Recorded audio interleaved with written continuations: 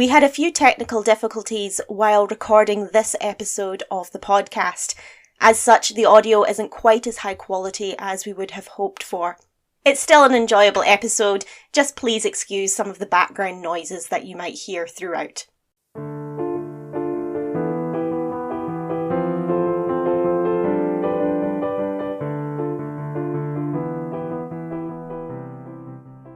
Hello and welcome to the Scotland Singing for Health podcast, produced by Scotland's Singing for Health Network. I am Brianna Robertson-Kirkland, and today I'm joined by three very special guests. Before I introduce them, let me tell you a little about this podcast and why we are talking about Singing for Health. Singing for Health groups support the management of a range of conditions, such as respiratory conditions, dementia, Parkinson's disease, and mental health concerns. In each episode of the podcast, we'll be talking to singers, singing group leaders, researchers and medical practitioners to find out more about the benefits of singing and what Singing for Health activities are taking place all around Scotland. Today, our podcast focuses on Dementia Inclusive Singing, and we are joined by community music specialist Dr. Jane Bentley, who is also a Senior Atlantic Fellow for Equity in Global Brain Health. Sam Thompson, chairperson of the Musical Memories Choir in Hamilton, and Dementia Inclusive Singing Network consultant Stephen Deazley, who also runs the Love Music Community Choir in Edinburgh.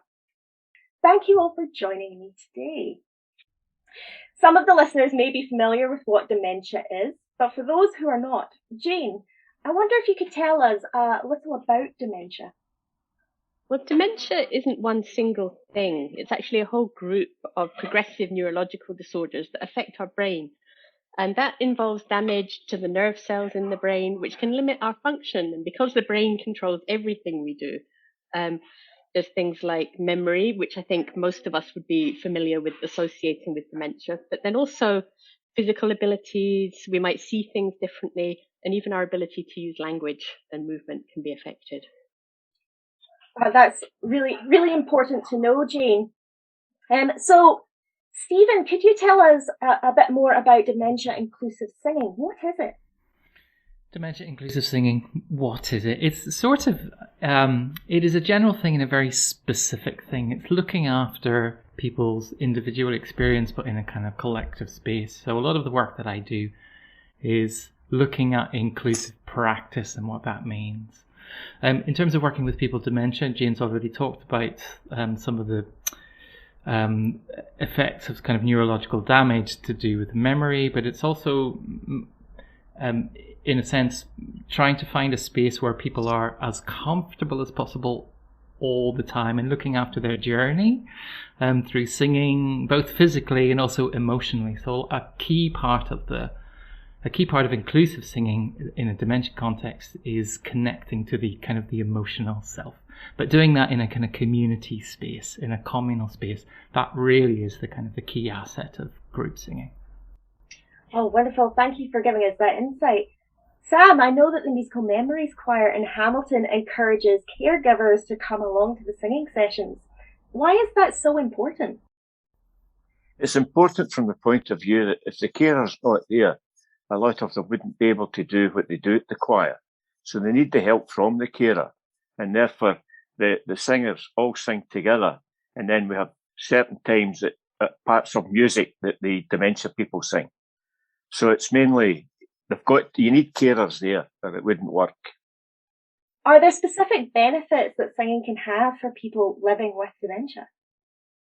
I think as Sam said, one of the primary benefits is this connection with other people. I think dementia can be something that is very isolating, and we can feel very cut off from the community. So things that take us out and take us into this group situation, and particularly I think in a place where somebody can be at their best. And I think often it's the person with dementia who would remember the songs and the words and be the expert in that situation, rather than somebody who feels like they're being helped all the time. So I think it's a real opportunity for people to be with each other at their best and at their healthiest. I'll just add a little note to that. Jane is absolutely right. It's a celebration of what you can do rather than what you cannot do. And so many times when we're working with people living with dementia, we're focusing on illness and we're focusing on incapacity, but actually in that communal space when people are contributing together, or as Jane said, being the leader or being the primary voice, you have a kind of neutralizing, kind of democratic space, which is really, really, really useful. It's also really useful as a tool for destigmatizing the dementias and living with a dementia. So yeah, kind of celebrating capacity rather than incapacity. Celebrating capacity is so important in all of these Singing for Health groups that we have been speaking about over the podcast. Sam? The interesting thing is that they don't all sit next to their carer. I mean, many of them can still read. Many of them can't. But the situation is that they sit with their pal sometimes. Put it that way, because they can still speak to each other. So it's a kind of mixed up thing. But you need the carers there to help the singing. Otherwise, it wouldn't work. But it's the social aspect of it just as right. much as the singing. It is, yes. Can I give you an example of what singing does for a person? My wife has now been in care for 6 years, and she no longer knows me. She can no longer speak. She knows, the family are all abroad, but my son's here. She doesn't know anybody, in fact. But I go up and see her. I can get back in, go and see her. I take the musical memory books with me. They're up there, leave them up there, and we start to sing. And she sings.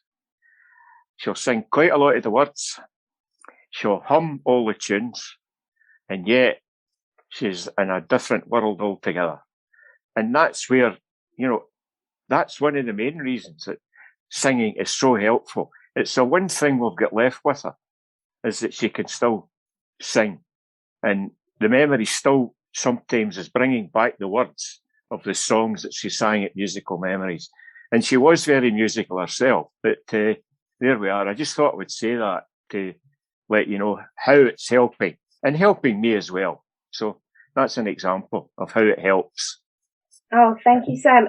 Can you tell us a little bit more about how it's helping you? At least I can go and see her and communicate with her in the sense that we sing. Instead of, if we didn't sing, we would just look at one another. Because if I speak to her, there's nothing comes. But the funny thing is that still up here, when I'm going away, I'll say, I'm away at the moment. I'll be back in a wee while, and she'll say, I love you. Now, where that comes from, we have not a clue. But that's what happens. But and before the pandemic, we were still able to get her out and get her to the choir.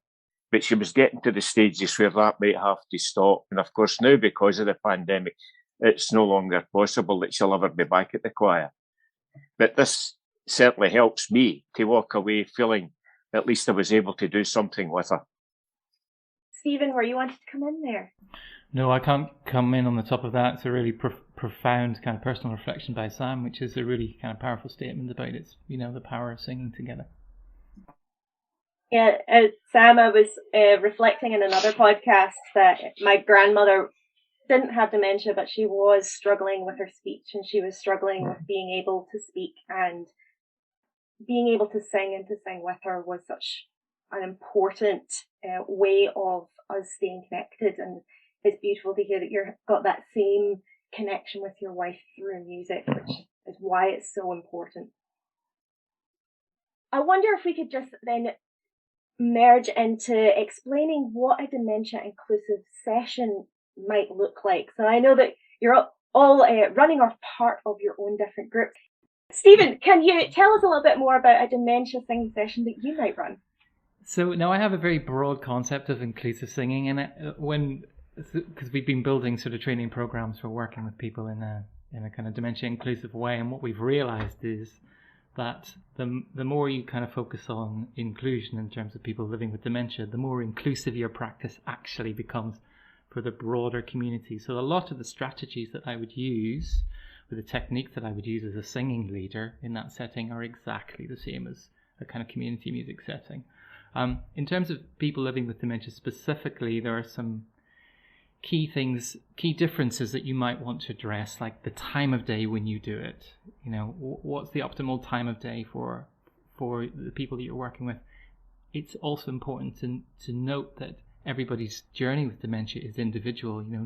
No two people experience it in the same way. So communicating with your group and your participants and the people taking part is really important. So early afternoon seems to be a kind of comfortable time of day where people can gather themselves and have a kind of can bring their best selves to the day. A lot of the work that I do is challenging some of the stereotypes around the kind of music that you would sing. There is an idea that if you're living with a dementia, if you're living with Alzheimer's, that you can't learn new material. We know through kind of research, kind of current research, that's not actually the case. But that doesn't mean that you throw lots of new songs at people. So a lot of my work is about balance. It's about singing something which is familiar, singing something which people will know from their kind of cultural history, but also introducing new ideas. When choosing material, a lot of the thinking is around how it works on the day. So is this a song with a chorus that people will remember? Can they kind of hook into something as we're singing it, even though it's not a familiar song? And as Sam said, a lot of the actual delivery of the work is supported by a huge network of volunteers and family members who are part of that common kind of experience. So those are some of the things that I think about when I'm kind of planning and delivering a session. Oh, wonderful. Thank you so much for giving us that insight, Stephen. Jane, could you tell us a little bit more about how a session might run for you? Sure. So I work in a slightly different context most of the time. I'm working in hospitals.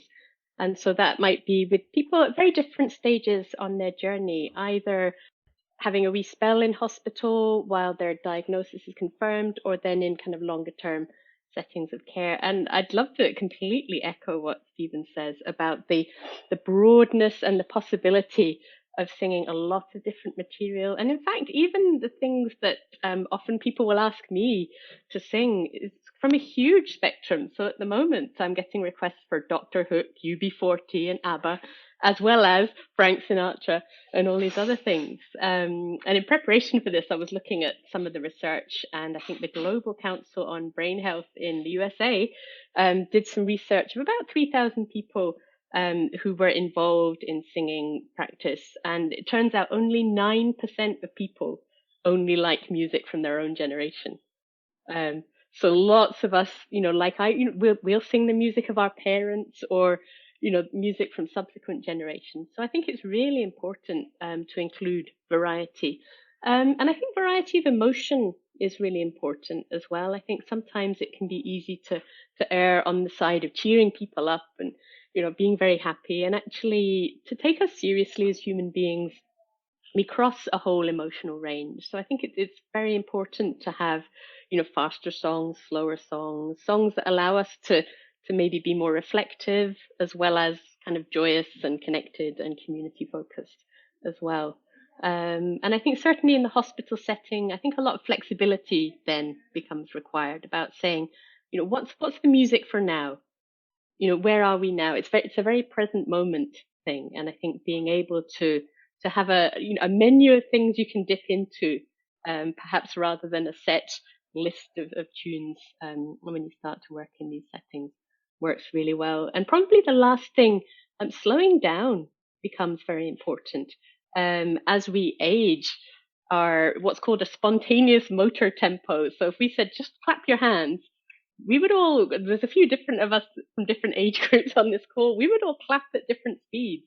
So as we age, this kind of tempo at which we do that slows down, and the rate at which information comes into us. And often I found that simply by slowing down a song, somebody who might have just been kind of looking or just mouthing the words is suddenly enabled to sing just by changing the pace of that. Again, it's not that we'd sing everything very slowly, but it's looking at this variety of approaches and variety of practice so that we can catch more people more of the time. Thank you so much, Jane, for sharing that, and very important again to keep in mind about the idea of slowing down, but also reading the room. Now, Sam, can you tell us a little bit more about Musical Memories and why it was set up? It was set up by Alzheimer's about 13 years ago, and they were involved with it for about 2 years, and then they left us and we had to go on our own. And since then, we've had to obviously raise money and benefits through people giving us money. We did get a lottery grant early on. Things like that kept us going. And some people give us, like one of the places is Hamilton Bowling Club. Every year, give us approximately £700 from a day they have. And other people in other places. We also have sang at Murrayfield for Alzheimer's champions. We've sang there twice. We've sung at the West of Scotland University at the graduation of nurses, and we sing every year here at Myers Hospital on Alzheimer's Week, or Dementia Care Week. So things like that, we get money for that, obviously. And we take everybody in a bus, they have a great time, we sing sometimes, and they'll get their dinner. And it's just a very great social thing to do. And it's gone on from there, you know. We meet every Wednesday. Unfortunately, Stephen, it's at 10:30 in the morning. And the thing is, a cup of tea and a biscuit before we start. And then from 11 o'clock to 12 o'clock is the singing time. We'll get a new song. It's now Anna Neal that's the choir mistress. And she'll start, same as yourself probably, Brie, when you were there. You start a new song by a couple of verses, then a couple of verses next week until it all comes together. And then they'll sing other songs that they know. Not by memory. They've all got sheets in front of them. But eventually some of them can sing the words. So that's what we do. That's how it started. And it's just gone on and on. And before the pandemic, we had probably about 25, 26 people with dementia attending. And then their carers, which brought it up maybe to about 40 people.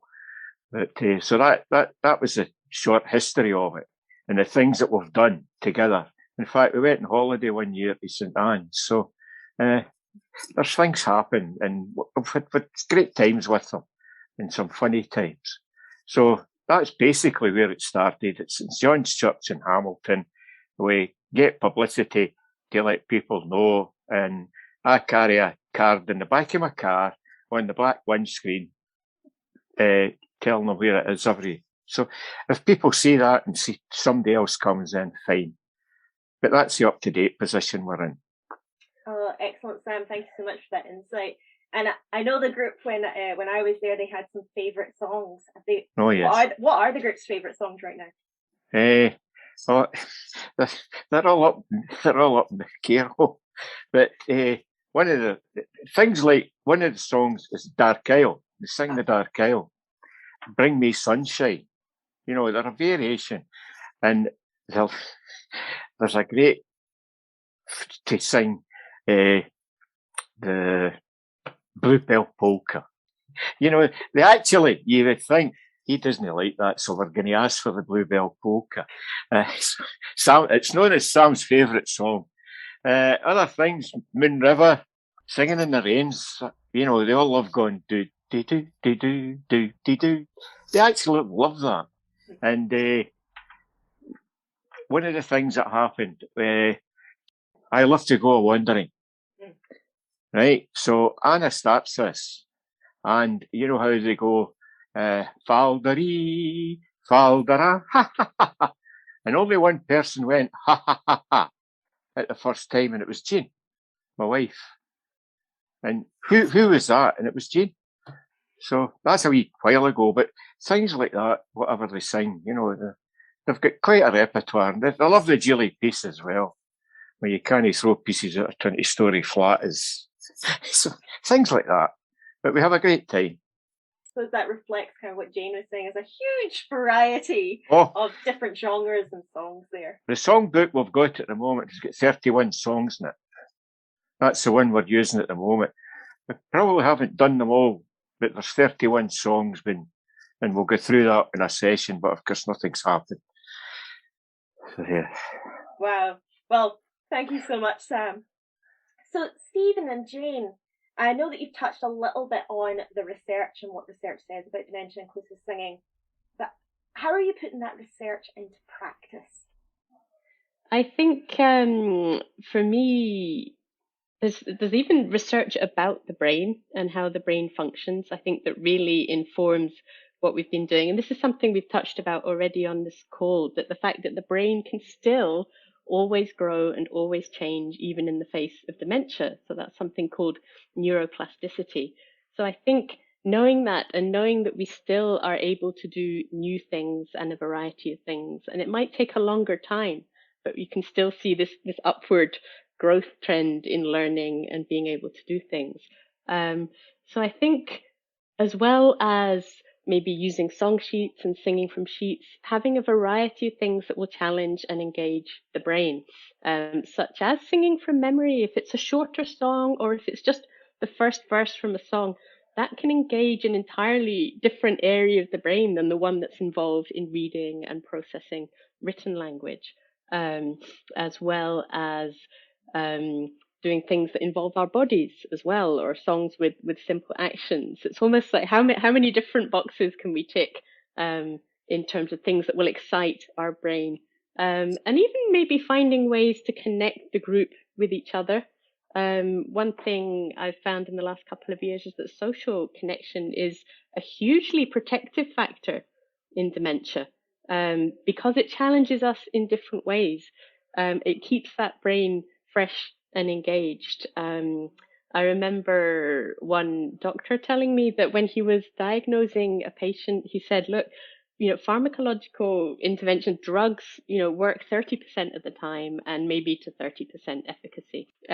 So until then, we have to look at other ways of engaging and things that help us and make life worth living. And he said, I know you'd love me to give you a pill, but actually my prescription is to get out there, to re-engage your social life, to find ways to do the things you love, and to keep living life to the full as much as possible. And these are the things that will keep us going at the moment. Good advice, especially during this pandemic period as well. Stephen.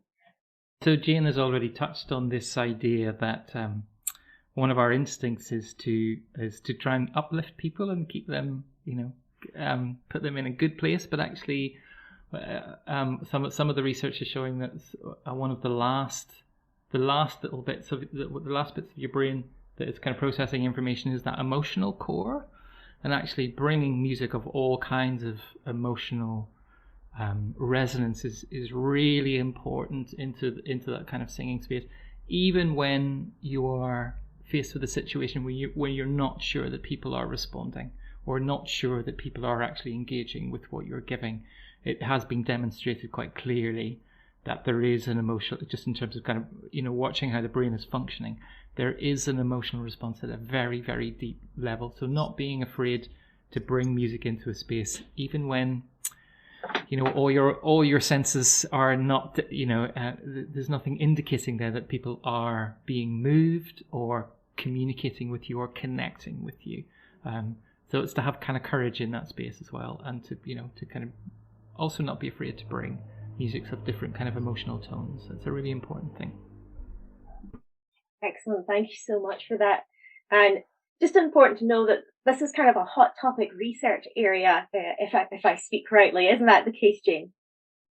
Yes, I think it's still very early days, in a sense, in terms of how research is going. So it's not possible to say conclusively, that this will help or that will help or this will do that. But it's a very, very exciting area. And I think more and more, basically the call is for more research. And I think it's a tremendously exciting field to be involved in. Excellent.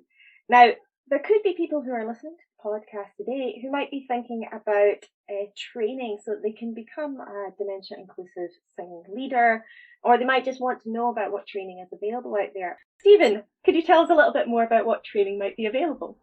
So I'll tell you a little bit about the Dementia Inclusive Singing Network, which is a Scottish national network. It was started in 2019 by Illuminate, which is Scotland's creative ageing organisation.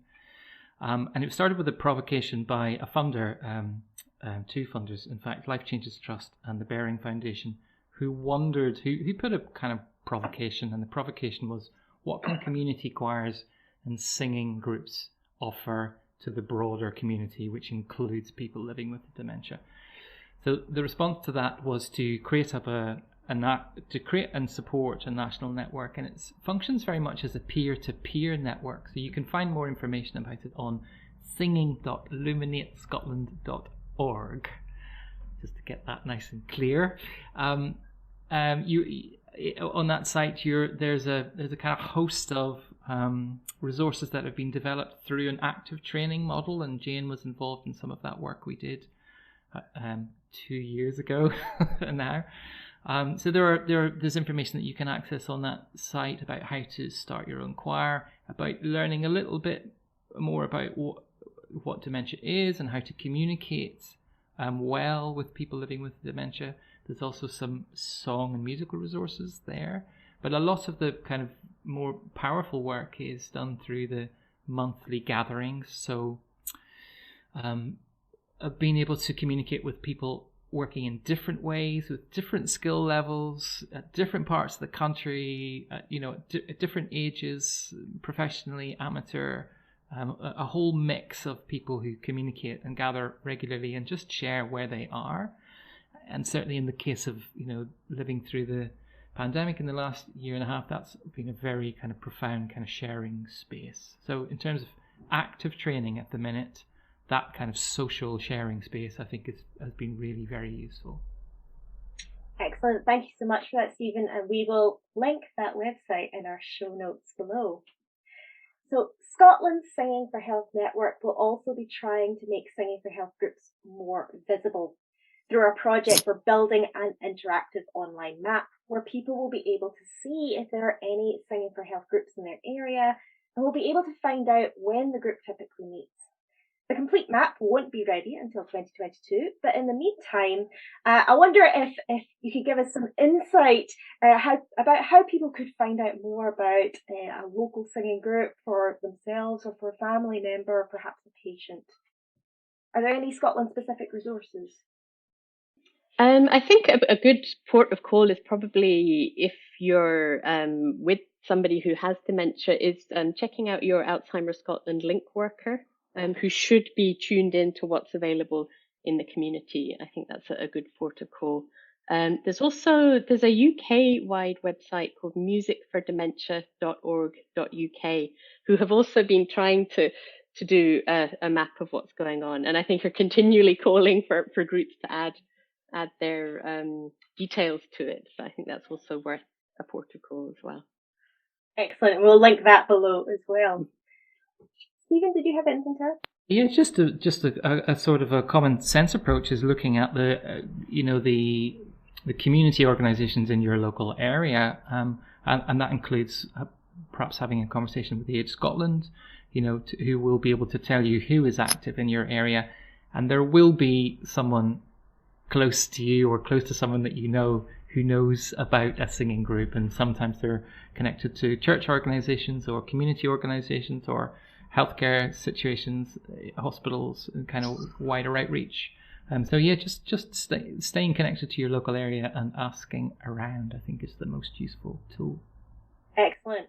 And Sam, obviously, anyone who's in the Hamilton area soon enough should be able to get back to musical memories. Is that correct? Well, it's in all. If we do something, it's usually in all the local papers. We've got members in Shotts. We've got members in Rutherglen. We've got members in Hamilton, East Kilbride. So it's a wide draw that we have for people.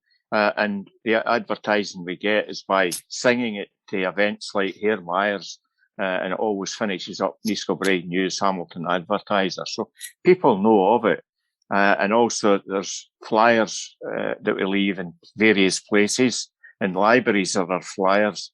So we try to get to the local community, or the kind of Lanarkshire community, as best as we can through that system. And it works so far.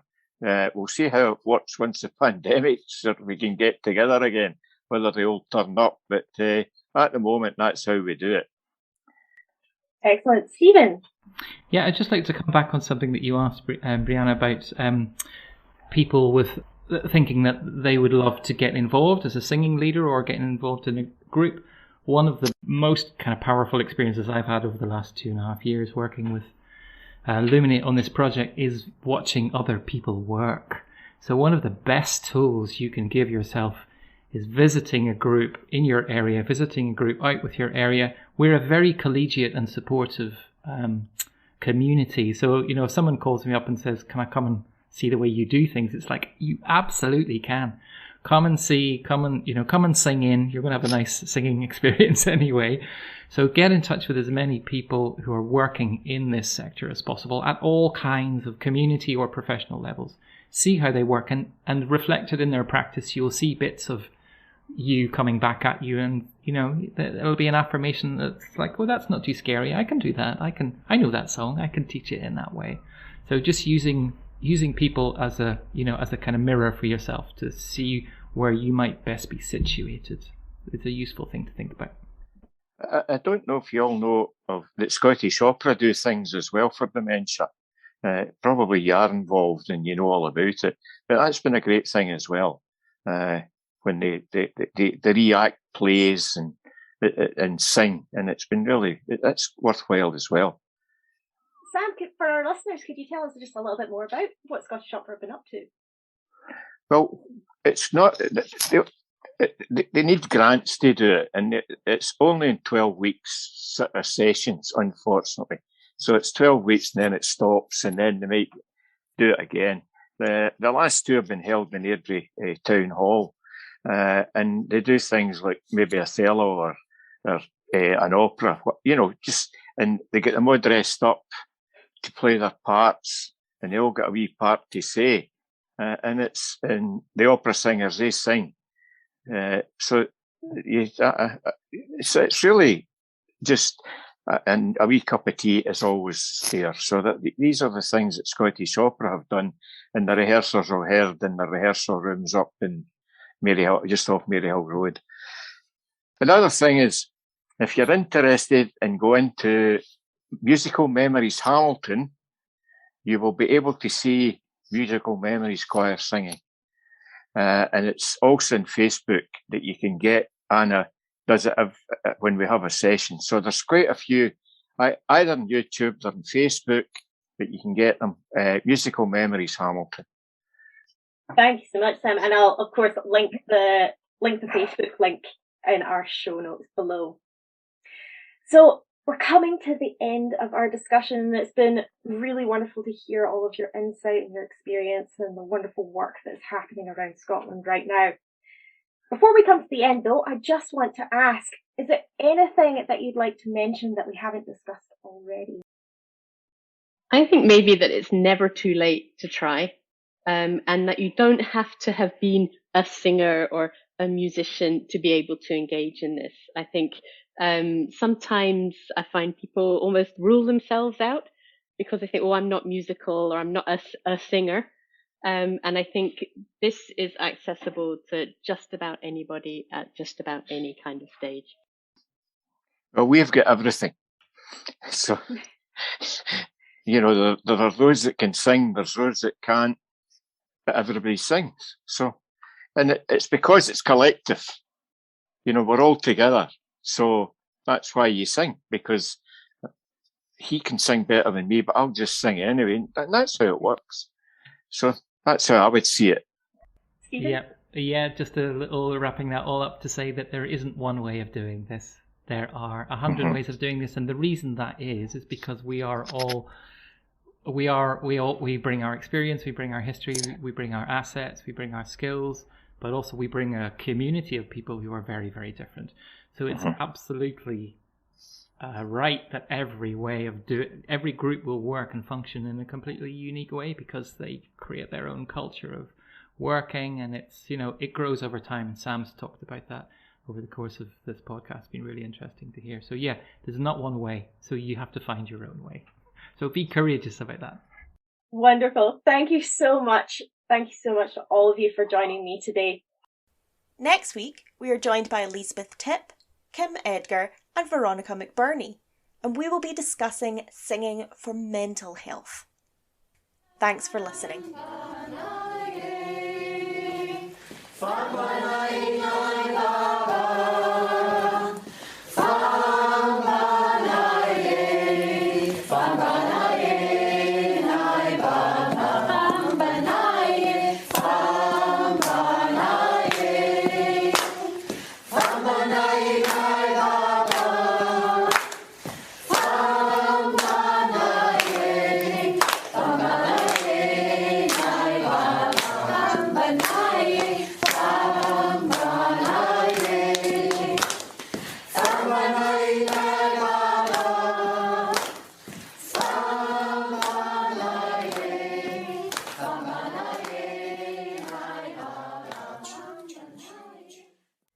This podcast is produced by Scotland's Singing for Health Network, a project hosted at the Royal Conservatoire of Scotland, funded by the Royal Society of Edinburgh, and in partnership with the University of Edinburgh. For more information on our activities, please visit our website. Details are in the show notes.